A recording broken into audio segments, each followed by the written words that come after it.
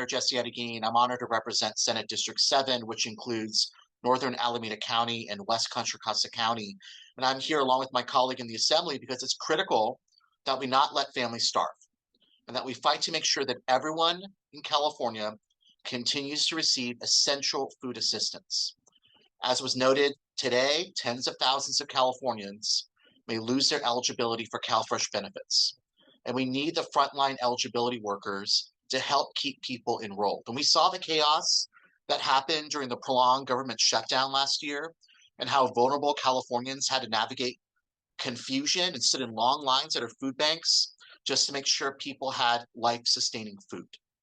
As Trump continues to prioritize the needs of his ultra-rich friends, more and more Americans are suffering with hunger.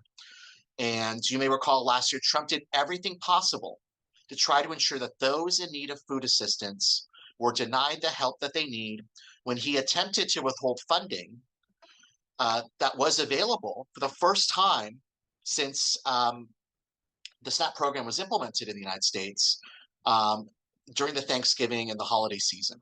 We fought back. We made sure that the benefits got out there as soon as possible in California and made sure that we supported our food banks to make sure that they had the resources to serve the needs of thousands of Californians who are going hungry.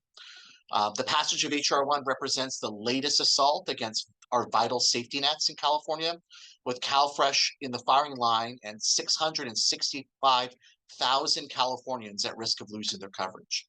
That's why I was very happy to lead efforts in the state Senate to help our counties prepare for the draconian changes that H.R. 1 are imposing on our state.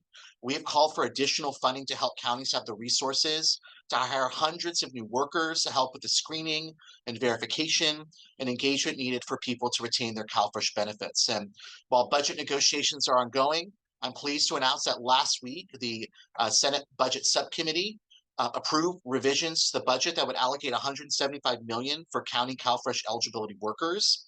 And I know that the Assembly budget plan proposes full funding as well. So I'm hopeful that both branches of the legislature will prioritize critical staffing to make sure that families don't lose their CalFresh benefits and go hungry. I want to thank Pro Tem Monique Limon and Budget Chair John Laird for prioritizing this critical need. And I want to thank the County Welfare Directors Association for their advocacy and leadership in supporting the over 5.5 million Californians enrolled in CalFresh. California has been leading the charge in protecting our residents against these draconian federal cuts, and I remain committed, my colleagues in the legislature remain committed to working with you to fight against hunger. So now we need to make sure Governor Newsom hears this call and prioritizes making sure that families don't go hungry in California. Thank you very much.